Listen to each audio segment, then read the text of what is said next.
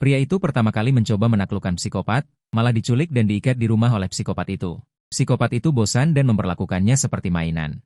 Lelah dijadikan bantal, bahkan lapar harus makan mie buatannya. Sampai suatu mimpi menyadarkannya bahwa psikopat itu ditakdirkan untuk jatuh cinta pada pemeran utama pria, Yan Jinchen. Maka dia bertindak duluan, merebut kesempatan menjadi pasangan abadi sebelum pemeran utama pria setelah dia diberi obat. Setelah itu, dia berakting drama pahit dan bersiap untuk kabur. Mari berpisah, aku merelakan kalian, katanya seperti anak kucing patah hati. Dia mencuci dirinya dengan putus asa hingga kulitnya terluka. 4 tahun kemudian, mendengar dia akan menikah dengan pemeran utama pria, aku pikir alur cerita sudah selesai dan muncul kembali. Namun, malam itu dia langsung dipenjara. Dia perlahan-lahan menanggalkan pakaiannya, memohon dengan rendah hati, sakit, dan obsesif. GG, lihat aku. Aku sudah mencuci diri selama bertahun-tahun, aku sudah tidak kotor. Aku terdiam di tempat, melihat tanda-tanda ambigu di tubuh Bai Ningbing, mataku memerah. Yang terdengar hanyalah makian marah dari sahabatku dan suara Bai Ningbing yang ingin menjelaskan. Aku mundur beberapa langkah, menghindar dari tangannya. Kekecewaan bercampur amarah tertulis di wajahku. Bai Ningbing, ini yang kau sebut perjalanan dinas? Bukan begitu, GG. Kau tahu aku hanya mencintaimu. Jangan bicara lagi, hatiku sakit, teriakku. Dengan bekas-bekas di tubuhmu ini, masih mau mengelak? GG, kumohon percayalah padaku, ini semua pasti salah paham. Bai Ningbing menunduk, melihat tanda-tanda ambigu di tubuhnya, matanya memerah dan hampir menangis. Dia ingin menjelaskan, tapi tidak bisa berkata apa-apa, hanya menatapku dengan tatapan memohon. Namun, aku tetap dengan tegas berkata, mari berpisah, aku merelakan kalian. Bai Ningbing terhuyung seolah tidak bisa berdiri tegak. Tatapannya hancur berantakan. Berpisah, hatiku sakit tak tertahankan. Ya, berpisah. Aku berbalik dan pergi dengan berantakan. Sahabatku langsung mengejarku. Yang terdengar hanyalah kata-kata penghiburannya, Fang Yuan. Yang lama pergi, yang baru datang. Tidak pantas bersedih untuk pria sampah seperti itu. Bai Ningbing itu benar-benar bukan orang baik. Dulu aku iri pada kalian yang sudah berteman sejak kecil. Sejak kecil kau selalu menjunjungnya, kupikir dia juga setia dan penuh kasih seperti wanita lain. Ternyata semuanya palsu. Dadaku terasa sakit. Hampir tidak bisa berdiri tegak. Bukan salahnya, kau tidak mengerti. Aku hanya sedih mengapa kita tidak bisa sampai akhir. Sahabatku menepuk punggungku dengan wajah penuh simpati. Fang Yuan, seberapapun kau menyukainya, tetap tidak bisa. Dia akan selingkuh, kalau sudah sekali pasti ada yang kedua kalinya. Dia pikir aku sedih karena Bai Ningbing selingkuh dan mengkhianati. Tapi yang membuatku sedih adalah aku harus benar-benar melepaskannya. Dia pikir aku sedih karena Bai Ningbing selingkuh dan mengkhianati. Tapi kesedihanku karena aku harus benar-benar melepaskan dia. Bai Ningbing tidak berselingkuh, tidak berhubungan seks dengan orang lain, dia tidak melakukan kesalahan apapun. 3 bulan lalu, aku tidak sengaja bertabrakan dengan seorang pria, malam itu. Aku bermimpi. Dari mimpi itu aku tahu, dunia tempatku berada adalah sebuah buku. Tokoh utamanya adalah Bai Ningbing, tapi bukan aku Fang Yuan hanyalah umpan meriam Nanpei. Dan tokoh utama prianya adalah Fu Jinchen, pria yang bertabrakan denganku siang hari. Bai Ningbing akan mengerti setelah bertemu dengannya. Persahabatan masa kecil kami, tumbuh bersama, bukanlah cinta. Dia secara bertahap akan jatuh cinta pada Fu Jinchen. Dan aku, umpan meriam Nanpei ini, memiliki keinginan posesif terhadap Bai Ningbing, yang akan membuatku berulang kali menyakiti tokoh utama pria. Menghabiskan perasaan terakhir Bai Ningbing terhadapku, dan orang tuaku juga akan berulang kali menargetkan dan menekan tokoh utama pria demi aku. Sehingga seluruh keluarga kami jatuh ke dalam kehancuran, awalnya aku tidak percaya. Tapi kemanapun aku pergi dengan Bai Ningbing, akan selalu ada bayangan Fu Jinchen di sekitar kami. Kami pergi berbelanja. Dia akan membagikan selebaran di pinggir jalan, kami makan di restoran barat, dia akan menjadi pelayan. Bahkan setelah aku dengan sengaja mengubah pilihan universitas, mengajak Bai Ningbing mendaftar ke universitas di provinsi tetangga, Fu Jinchen tanpa terkecuali juga muncul. Ajaibnya lagi, dia satu jurusan dan satu kelas dengan Bai Ningbing, seolah-olah semuanya sudah ditakdirkan, di hari-hari berikutnya. Aku berkali-kali melihatnya tidak sengaja menabrak Bai Ningbing saat berjalan, atau menggores mobil Bai Ningbing saat bersepeda, atau mengalami perundungan. Kebetulan bertemu dengan Bai Ningbing, bahkan jika Bai Ningbing tidak melakukan apapun, pelaku perundungan langsung pergi karena aku. Fu Jinchen juga menganggap Bai Ningbing sebagai penyelamat, memberinya ukiran kayu yang dibuat sendiri, penolakan sopan Bai Ningbing. Namun tidak cukup untuk membuatku merasa aman, malah semakin panik, karena di dalam buku. Awalnya dia juga seperti itu terhadap Fu Jinchen seperti bom waktu, membuatku setiap saat tahu dengan jelas bahwa harta milikku akan direbut, dan tidak peduli bagaimana aku menghindari pertemuan mereka akan selalu bertemu dengan cara lain. Kesan baik Bai Ningbing terhadap Fu Jinchen di dalam buku berasal dari sebuah kecelakaan mobil, meskipun kecelakaan mobil itu tidak parah. Aku juga ingin mencegah hal ini terjadi, jadi hari itu aku ingin mencegah Bai Ningbing keluar rumah. Bai Ningbing tidak mengerti. Dia pikir aku hanya ingin bermalas-malasan, dia menciumku di pelukanku. Kakak, kalau tidak bangun, kita akan terlambat.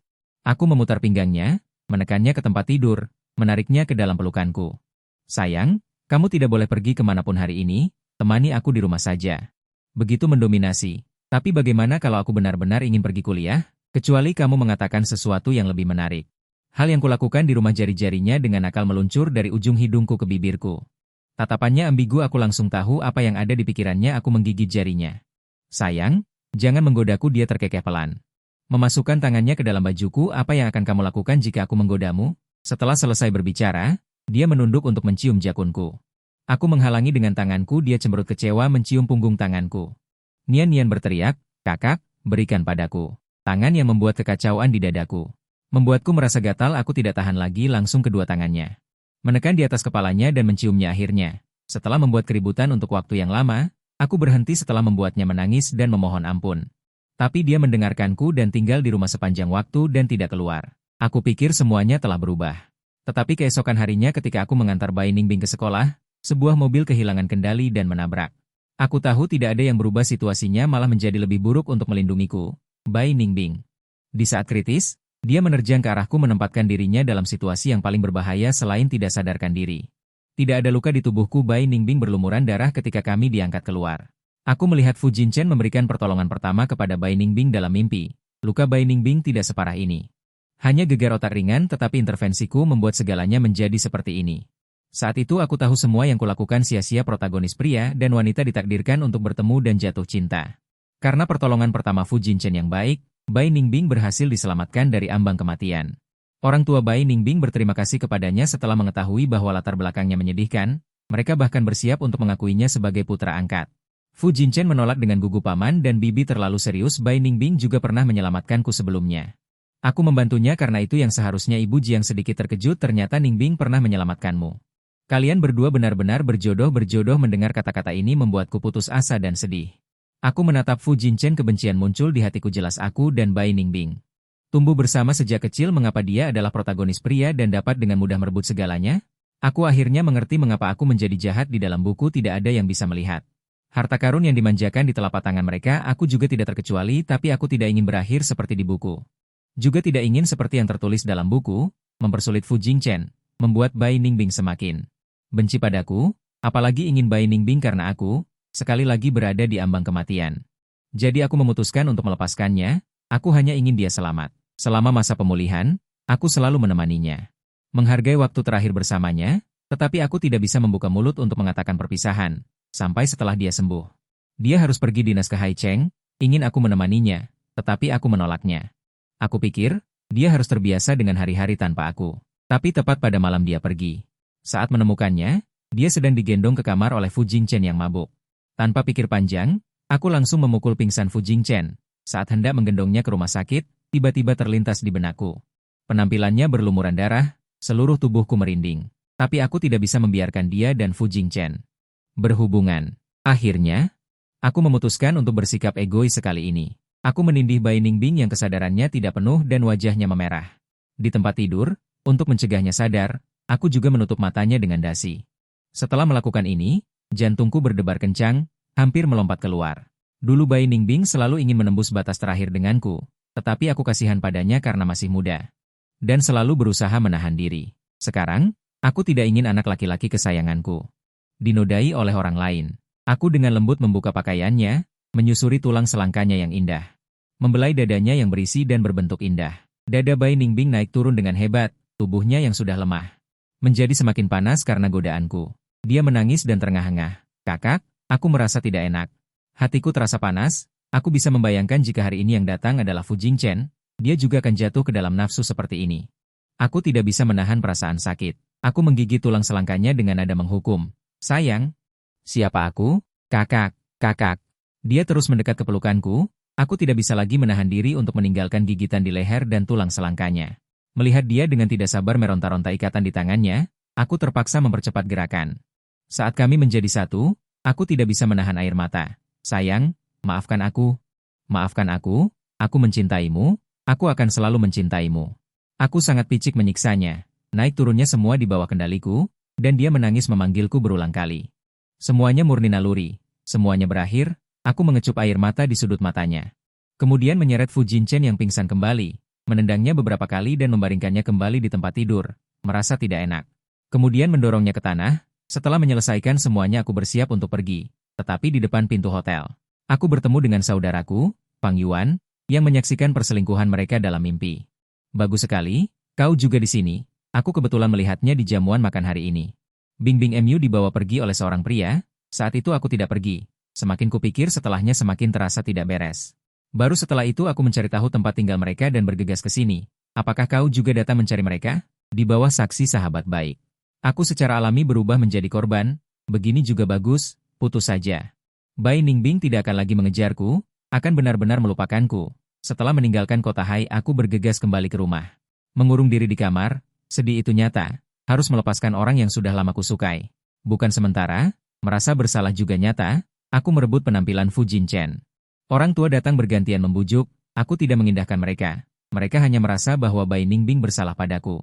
Tetapi hanya aku yang tahu bahwa Bai Ningbing tidak bersalah. Bai Ningbing menelepon berulang kali, aku tidak mengangkatnya. Kemudian dia benar-benar datang ke rumahku, memohon agar aku menemuinya. Aku sudah menduga perpisahan drastis seperti ini. Dia tidak akan mudah menyetujuinya. Jika benar-benar seperti di buku, perlahan-lahan membuatnya merasa jijik padaku. Pada akhirnya untuk mendapatkan aura untuk tokoh utama pria, atau menyelamatkan alur cerita, membuatnya menghadapi bahaya berulang kali. Aku tidak bisa menerima semuanya. Selama beberapa hari berturut-turut, dia berdiri di luar rumahku. Orang tuaku tahu bahwa aku tidak ingin bertemu dengannya. Mereka tidak mengizinkannya masuk, sampai suatu hari hujan. Dia kehujanan selama beberapa jam, masih tidak mau pergi. Hatiku sakit. Gelas kaca itu hancur di tanganku. Tidak sesakit hatiku, orang tuaku bagaimanapun juga melihatnya tumbuh dewasa. Dengan hati yang lembut mereka mengizinkannya masuk. Di luar pintu terdengar suara permohonannya. Kakak, aku salah, maukah kau memperhatikanku? Ini semua salahku. Aku seharusnya tidak minum, seharusnya tidak bergaul dengan Fu Jinchen. Aku sudah menghapusnya. Semua informasi kontaknya, maukah kau melihatku, kakak? Aku mohon padamu. Suaranya tercekat, atau apakah kau jijik padaku hingga tak sudi menemuiku?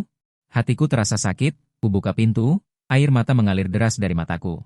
Dia basah kuyup seperti anak kucing yang jatuh ke air, mengulurkan tangan ingin memelukku, tapi menarik tangannya kembali sebelum menyentuhku. Kulihat kulitnya yang terbuka, lehernya penuh dengan warna merah yang tidak normal, seperti digosok terlalu keras. Bahkan kulit di tempat yang ada bekas gigitan sudah lecet. Kakak, berikan aku kesempatan lagi, oke? Ningbing, jangan keras kepala lagi, aku tidak ada. Kau juga bisa menyukai orang lain, tidak akan ada orang lain. Dia menyangkal sambil menangis, lalu kewaspadaan itu? Kau berani bilang kemunculannya tidak mempengaruhimu? Bai Ningbing tidak langsung menyangkal, aku tahu tebakanku benar. Kuseka air mata di wajahnya, menatapnya lekat-lekat, Ningbing. Kau tidak salah, aku yang kurang baik, mari kita berpisah dengan baik. Kakak, bukan begitu, dia menggelengkan kepala dengan mata merah. Masih ingin menjelaskan, Bai Ningbing, aku mohon padamu. Mari kita saling memberikan kesopanan. Kakak, bagaimana bisa kau begitu kejam? Aku tidak ingin mendengar tangisannya lagi, mengirim pesan kepada orang tua Bai, meminta mereka mengirim seseorang untuk menjemputnya. Kemudian aku mengajukan permohonan untuk belajar di luar negeri. Aku tidak tahu kapan Bai Ningbing pergi. Ketika aku bangun, aku sedang diinfus. Dokter mengatakan aku kehilangan terlalu banyak darah. Untungnya ditemukan dengan cepat. Ibuku mengatakan aku sudah bangun. Dia sangat sedih hingga menyeka air mata. Nak, mengapa kau melakukan hal bodoh? Apakah kau tidak menginginkan kami lagi? Bu, bukan itu maksudku. Hanya saja hatiku terlalu sakit, ingin mengalihkan rasa sakit. Aku juga tidak menyangka. Aku akan melukai diriku dengan pecahan kaca. Setelah menenangkan ibuku, aku menyebutkan tentang belajar di luar negeri. Ibuku langsung terkejut, ingin mengatakan sesuatu tetapi menelannya kembali. Ayahku menepuk punggungnya. Menyuruhnya pergi ke dapur untuk melihat makanan untukku. Setelah orang-orang di kamar pergi, ayahku baru duduk di kursi. Menatapku dengan ekspresi agak serius, apa yang sebenarnya terjadi padamu? Tanganku yang meremas selimut menegang. Ingin mengelak, tetapi kemudian, ayahku memberiku sebuah map. Di dalamnya ada semua garis tindakan yang kulakukan di Haicheng. Terkejut, aku langsung berkeringat dingin. Hal-hal yang bisa ayahku lacak, tentu saja Bingbing juga bisa. Hanya saja sekarang seluruh pikirannya tercurah untuk menyelamatkanku, sama sekali tidak punya energi untuk menyelidiki. Aku bergumam. Ayah, bahkan sebelum aku menyampaikan permintaanku, Ayah sudah mengerti. Sudah kubilang, Bingbing tidak bisa menemukan apapun. Aku menghela napas lega. Tapi kamu harus memberitahuku apa yang terjadi. Kamu adalah anakku, jika menghadapi masalah sebesar apapun. Ayah akan selalu mendukungmu. Hatiku menghangat, air mata menggenang di mata. Mama dan papa di Paman Zhong juga seperti itu, dengan segala cara menargetkan dan menekan Fu Jinchen, namun pada akhirnya malah berakhir tragis.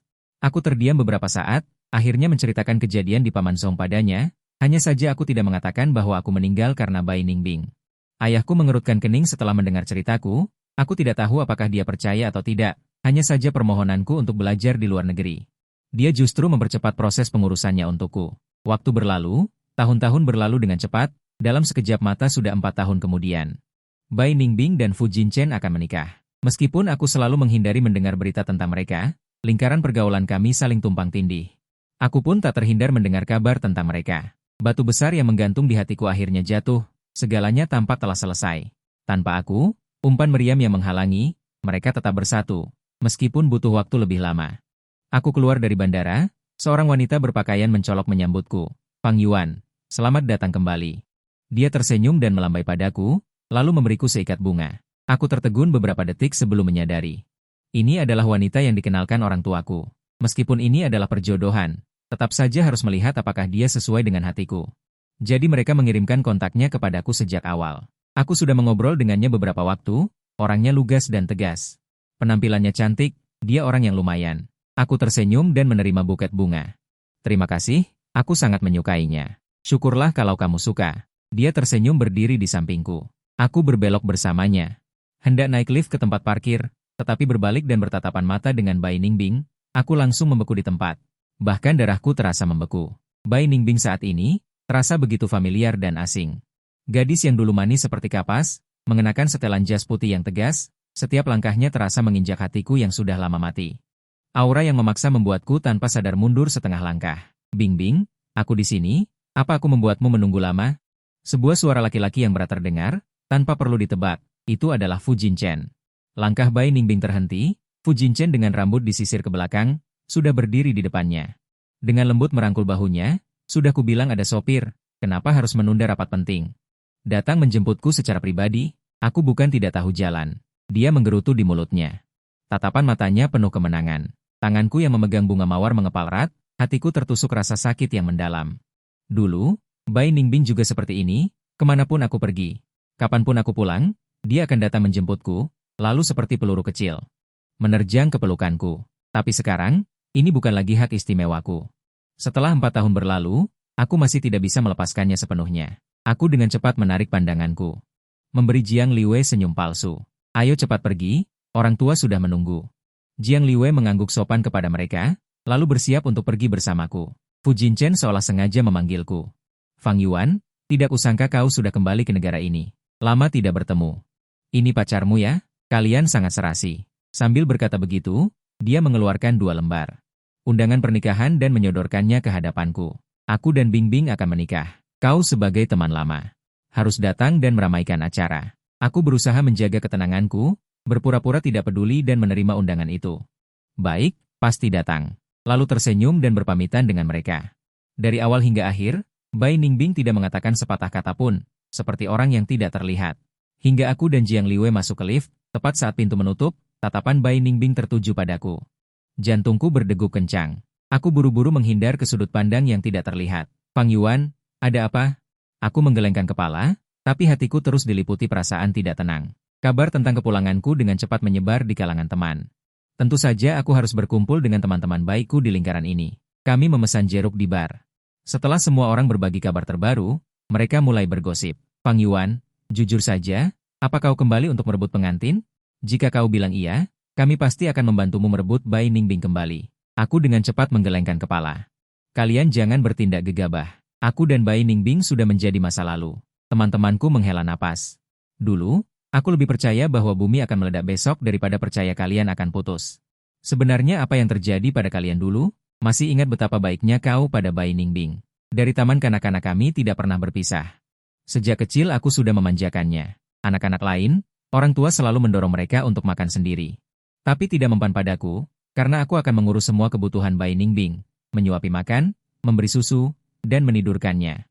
Setiap kali dia menghadapi masalah, dia hanya perlu memanggil, kakak, dan aku akan menyelesaikannya untuknya. Jadi sejak kecil, orang tua keluarga Bai menyuruhnya untuk, dia sudah tahu bagaimana mencari pelayan sejak kecil. Apa gunanya kamu bersikap baik pada Bai Ningbing sebelumnya? Saudara itu mencibir. Bukankah dia dibujuk oleh pria lain dengan beberapa kata saja? Sudah, aku memotong perkataannya. Aku tidak ingin tinggal lebih lama lagi. Aku beralasan pergi ke toilet. Saat keluar dari toilet, aku malah bertabrakan dengan Bai Ningbing. Jantungku berdegup kencang. Tak disangka dia juga ada di sini. Aku panik mundur dan ingin pergi. Kakak, sudah 4 tahun tidak bertemu. Apa kau tidak ingin melihatku? Sapaan akrab ini membuat langkahku terhenti dan hatiku menghangat. Aku memunggunginya dan berkata, Nona Bai akan segera menikah dan akan bersatu dengan tunangannya. Memanggil orang lain seperti itu sangat tidak pantas. Aku mengangkat kaki untuk pergi, tetapi orang di belakangku memeluk pinggangku, dan pada saat yang sama, sebuah sapu tangan membekap mulut dan hidungku. Saat aku terbangun, aku sudah terikat di tempat tidur. Di ruangan itu, selain sebuah pintu, seluruh ruangan tertutup rapat dan putih menyilaukan. Pintu ruangan terbuka. Bai Ningbing masuk. Saat itulah aku ingat apa yang terjadi sebelum aku pingsan. Suasana yang menekan ini, dan keadaan Bai Ningbing yang jelas tidak beres, membuat hatiku tidak bisa tidak menggantung. Bai Ningbing, apa yang kau lakukan? Kakak, aku hanya sangat merindukanmu. Matanya merah padam dan tampak sedih. Perlahan mendekatiku. Bai Ningbing, jangan gila. Cepat lepaskan aku. Orang tuaku akan khawatir jika mereka tahu aku menghilang. Kenapa kau tidak memikirkanku? Kenapa di kepalamu hanya ada orang lain? Tiba-tiba dia menjadi muram, wajahnya penuh dengan dingin. Detik berikutnya, dia menarik dasiku dan mempereratnya. Kenapa kau tersenyum pada wanita lain? Kenapa kau menerima bunga mawar dari orang lain? Bagaimana bisa kau meminta orang lain menjadi pacarmu, kakak? Kau hanya boleh mencintaiku. Saat dia berbicara, emosinya berangsur-angsur stabil, terus-menerus menggigit dan menjilat bibirku. Hingga bibirku berdarah, aku memalingkan wajahku dan berteriak dengan marah. Tatapannya menyentuh mataku. Tiba-tiba dia tertawa dan menangis. Kakak, kau berani membentakku? Kau tidak mencintaiku, kan? Aku tidak bisa mengatakan hal yang bertentangan dengan hatiku. Aku menghindari topik pembicaraan. Bai Ningbing, apa kau ingin mengurungku seumur hidup? Tidak mungkin, kakak. Percayalah padaku, aku tidak tahu apa yang ingin dia lakukan. Untungnya, aku tahu dia menggunakan ponselku untuk menipu orang tuaku tentang keberadaanku, agar mereka tidak khawatir. Setelah itu, aku tidak terlalu cemas. Bai Ningbing masih sama seperti dulu, sangat baik padaku, kecuali mengurungku. Semua kebutuhan sandang dan pangan dipenuhi sesuai dengan kesukaanku. Bahkan setelah aku tidak ingin dikurung di tempat tidur, dia membiarkanku bebas untuk beraktivitas di villa, hanya saja saat tanggal pernikahannya dengan Fu Jinchen semakin dekat. Dan dia belum berniat melepaskanku, ini membuatku seperti gigolo yang dipeliharanya. Dan dia setiap hari aktif mempersiapkan hal-hal yang berhubungan dengan pernikahan dengan Fu Jinchen, sehingga kedekatannya hanya membuatku semakin sakit. Di malam hari, ketika dia sekali lagi ingin tidur di samping tempat tidurku, aku berteriak, Bai Ningbing, bisakah kau tidak mendekatiku? Kau menjijikan, tahu? Bai Ningbing tertegun sejenak, lalu mulai menanggalkan pakaiannya sendiri. Aku sangat terkejut dan turun dari tempat tidur. Bai Ningbing, kau adalah orang yang akan menikah, apa artinya semua ini? Dia seperti tidak mendengar, gerakan tangannya tidak berhenti, perlahan-lahan menanggalkan pakaiannya. Aku tidak berani melihat, memalingkan muka dan ingin meninggalkan ruangan. Mungkin karena kunci sandi. Aku sama sekali tidak bisa membukanya. Saat aku mengira dia akan melakukan sesuatu padaku, dia hanya memohon dengan rendah hati, sakit-sakitan, dan obsesif. Kakak, lihat aku. Aku sudah mencuci diriku selama bertahun-tahun, aku tidak kotor lagi. Hati terasa sakit. Aku menyelimutinya dengan selimut. Bing-bing, aku tidak pernah merasa kau kotor, kau tidak kotor. Dia mengambil kesempatan untuk memelintirku. Lalu, apa kau menginginkanku? Aku menyingkirkan lengannya. Bing-bing, kau akan menikah? Ini tidak benar. Tapi kata-kataku entah kenapa membuatnya marah. Orang yang baru saja memohon, langsung berubah menjadi tatapan sinis dan dingin. Tanganku entah sejak kapan sudah diborgol olehnya. Kau masih keberatan, kan? Jika kau keberatan, kau seharusnya mengurung dan menghukumku, agar aku selamanya hanya bisa melihatmu. Tapi kau hanya ingin meninggalkanku. Apa kau sama sekali tidak mencintaiku? Aku terkejut dengan dirinya yang sakit-sakitan. Aku sama sekali tidak meragukan bahwa dia memiliki masalah mental. Saat dia dengan paksa menyeretku untuk membuka pakaianku, aku semakin yakin akan hal ini. Kakak, bersihkan aku, oke? Setelah dia membuang selimut, dia merobek celanaku. Tempat-tempat di mana aku pernah disentuh orang lain. Aku ingat semuanya. Bisakah kau membantuku membersihkannya? Bai Ningbing, lepaskan. Sadarlah. Aku berusaha keras menahan celananya, tapi dia dengan keras kepala berpikir. Aku tidak marah, tidak menghukumnya berarti aku tidak mencintainya. Aku marah dan cemas. Cukup, semua ini awalnya aku yang buat. Kamu tidak kotor. Aku sudah membayangkan dia akan marah dan bertanya padaku, kenapa kamu melakukan itu? Namun, dia menggelengkan kepala, sama sekali tidak bahagia, malah dengan jijik mencengkeram kulitnya sendiri. Dengan keras kepala memintaku menghukumnya. Tidak sempat berpikir panjang kenapa dia tidak bahagia. Aku dengan kuat memeluknya. Menghindari dia terus menyakiti dirinya sendiri. Sangat ingin aku menghukummu, lalu bagaimana bisa kamu bunuh diri sendiri? Dia tertegun sejenak dan mengangguk. Kakak benar, harus kamu yang melakukannya. Orang yang tadi begitu kuat, tiba-tiba patuh seperti anak kucing, meringkuk di pelukanku. Dengan mata merah memohon, kakak, kurung aku, kuncilah aku. Dengan begitu aku hanya akan menjadi milikmu. Untuk sesaat aku kehilangan kata-kata. Melihat aku tidak berbicara. Dia terus menangis, kakak, kenapa kamu belum membersihkanku? Aku membelai kepalanya dengan lembut membujuknya.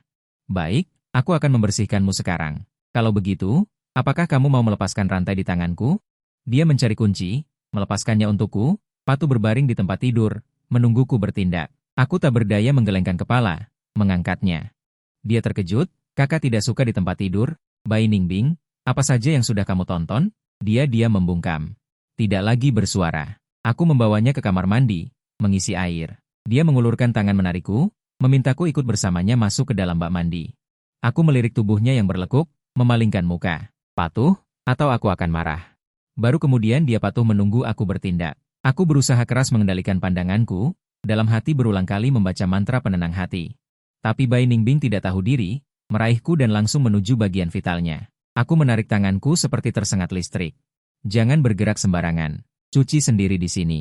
Kemudian dia tiba-tiba menangis, kamu masih jijik padaku. Tidak, siapa yang tahu betapa aku ingin menggodanya. Menggodanya sampai menangis pun tidak bisa. Akhirnya aku mengalah. Seluruh proses hampir membuat bibirku berdarah karena ku gigit. Setelah membersihkannya dan membawanya kembali ke tempat tidur. Aku baru kembali ke kamar mandi, menggigit bibir agar tidak mengeluarkan suara sedikit pun. Setelah kembali ke tempat tidur, aku memeluknya hingga tertidur. Malam ini mungkin karena terlalu banyak hal yang kupikirkan, aku tidak bisa tidur nyenyak.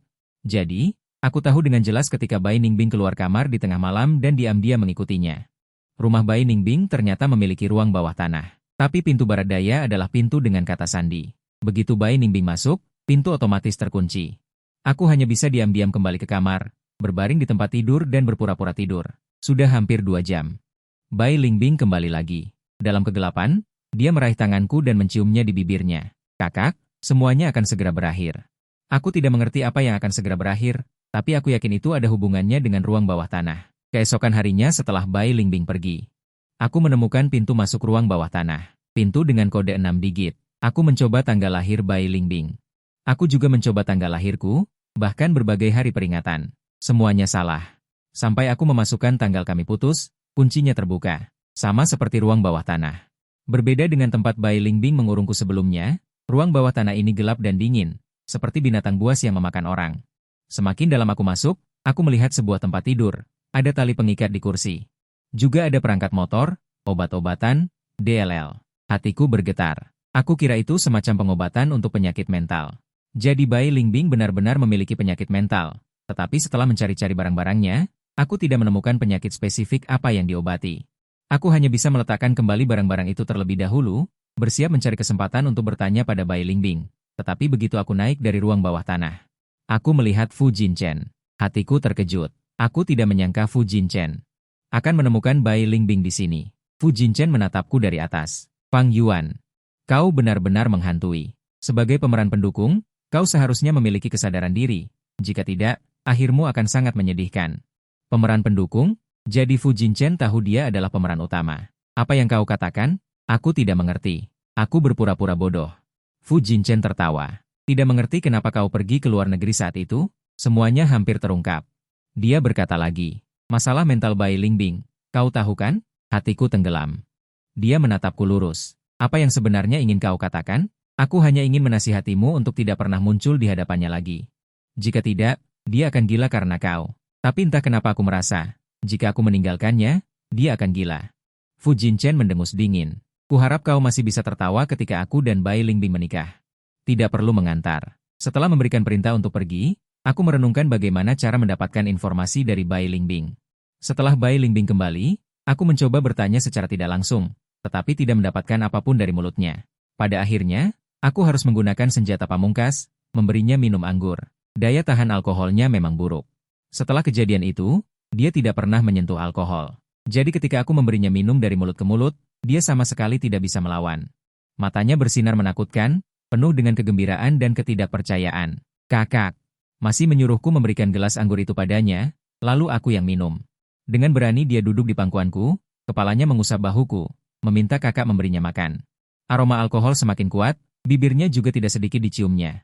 Melihat Bai Ningbing yang matanya sudah sayu. Aku langsung bertanya, Bai Ningbing, apakah kamu punya penyakit mental?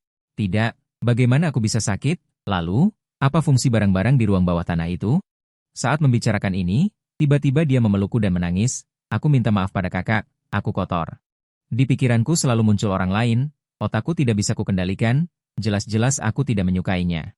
Tapi di otakku penuh dengan kenangan bersamanya, melakukan berbagai hal intim dengannya, dia seperti mantra. Selalu muncul dalam hidupku, muncul di otakku, terus mengatakan aku mencintainya. Tapi jelas-jelas aku hanya mencintai kakak, tapi sekarang aku sudah bisa mengendalikannya, setiap sel tubuhku mengatakan aku membencinya. Selain kakak, pria lain menyentuhku, aku akan muntah. Dari jawabannya. Sepertinya aku mengerti, di benak Bai Ningbing, ada kenangan miliknya dan Fu Jinchen. Pengaruh kenangan ini semakin besar padanya, hatinya memberitahunya bahwa dia tidak mencintai Fu Jinchen, tetapi otaknya terpatri dalam bahwa dia mencintai Fu Jinchen. Seolah-olah seseorang memasukkan emosi yang bukan miliknya, ke dalam otaknya, jadi aku bilang yang berhubungan seks dengannya adalah aku. Dia tidak percaya. Kakak, aku benar-benar sudah membersihkannya dari kepalaku. Jangan tinggalkan aku, oke? Aku menangkup wajahnya, mencium bibirnya. Sayang, mulai sekarang aku akan berusaha bersamamu. Dulu aku berpikir, Bai Ningbing memiliki perasaan pada Fu Jinchen. Sekarang dilihat, itu semua karena pengaruh alur cerita. Hatiku merasa sangat sedih. Sebelumnya aku membiarkannya menghadapi semua ini sendirian, pada hari pernikahan. Bai Ningbing membangunkanku pagi-pagi sekali. Kakak, aku akan menikah dengan orang lain. Aku memeluknya dan menciumnya. Pergilah, kamu sama sekali tidak peduli padaku. Kebenciannya hampir menenggelamkanku. Telepon Bai Ningbing terus berdering, semuanya mendesaknya untuk segera pergi. Aku terganggu dan duduk, cepat pergi ke lokasi pernikahan, ikuti saja prosesnya dengan patuh. Jangan lakukan apapun. Bai Ningbing menatapku lekat-lekat, matanya penuh kesedihan.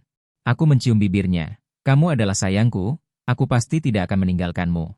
Jangan khawatir, aku akan memberimu kejutan. Matanya berbinar. Dia lalu mengusap leherku dan menciumku. Pesta pernikahan siang ini, tamu berdatangan. Di tengah tatapan semua orang, Fu Jinchen muncul dengan setelan jas hitam. Bai Ningbing berdiri di tempat. Namun melihat sekeliling.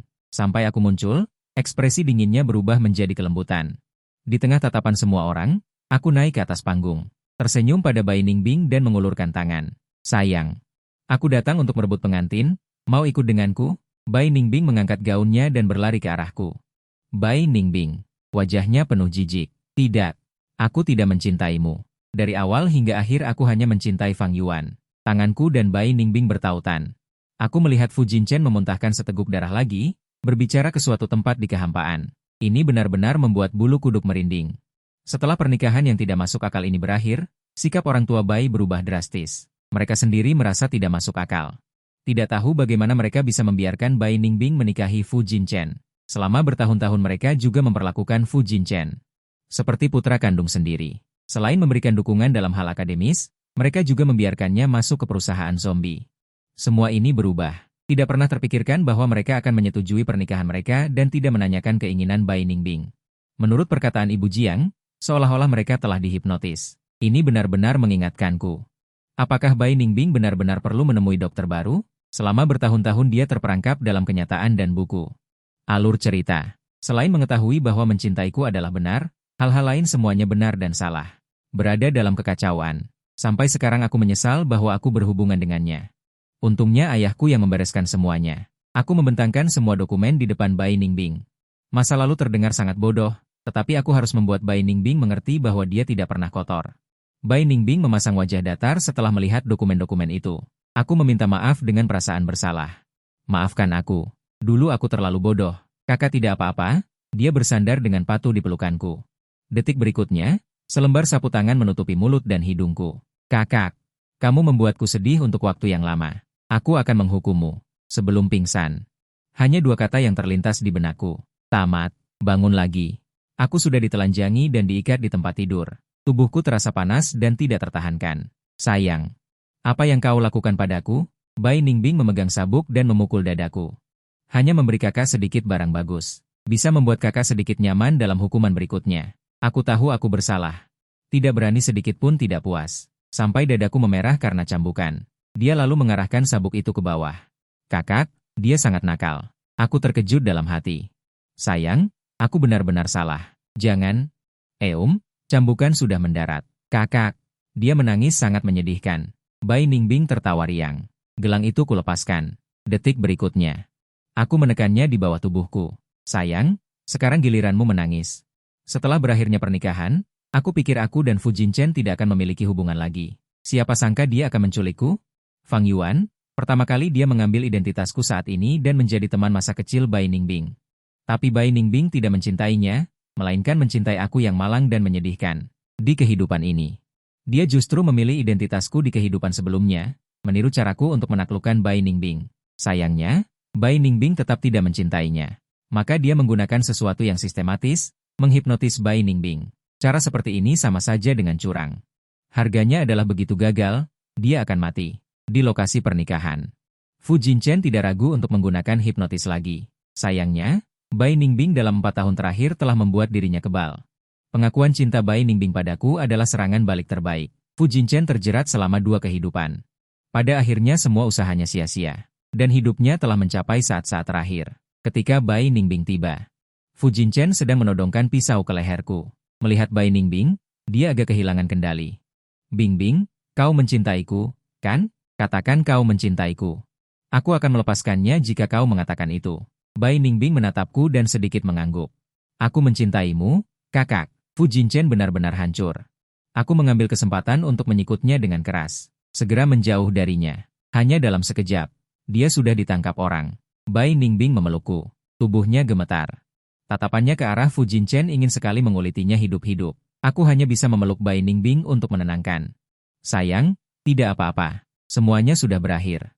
Dia menyandarkan kepalanya di dadaku dan terus menggosokkannya. Setelah beberapa saat, dia mendongak, Fang Yuan, aku mencintaimu. Hanya mencintaimu. Aku mencium dahinya. Aku tahu. Aku juga mencintaimu, hanya mencintaimu. 3 bulan kemudian. Bai Ningbing melamarku, dan dia sudah mempersiapkan pernikahan itu sejak lama. Dulu, aku pikir itu dia persiapkan untuk Fu Jinchen. Kemudian aku mendengar dari Bai Ningbing bahwa jika aku tidak pergi merebut pernikahan itu, dia juga tidak akan menikah dengan Fu Jinchen. Sesuai rencananya, dia akan melamarku hari itu dan sudah siap untuk ditolak olehku. Untungnya, aku akhirnya berani sekali. Ketika aku mengatakan akan menikah dengan Bai Ningbing, saudara-saudaraku hampir memarahiku sampai mati. Dia takut aku dibutakan oleh cinta dan terluka. Dan demi masuk ke wanita, dia mati-matian memperkenalkanku kepada pacar-pacar yang hebat. Dia juga menghasut Jiang Liwei untuk terus mengejarku. Wajah Bai Ningbing menjadi gelap karena marah. Hari itu, dia menarikku untuk mendapatkan surat nikah. Kemudian, dia memamerkan surat nikah di lingkaran pertemanan dengan nada tinggi, mendeklarasikan kepemilikan. Fang Yuan. Milikku. Milikku Fang Yuan. Mata saudara-saudaraku memerah karena marah. Aku kemudian menceritakan semua kejadian waktu itu kepadanya, yang membuatnya ingin memukulku. Nama baik Bai Ningbing sudah dipulihkan. Dan dia mendapatkan gelar, otak cinta. Untungnya dia memiliki, otak cinta. Jika tidak sesuai dengan sifatku, kita tidak akan mendapatkan hasil apapun.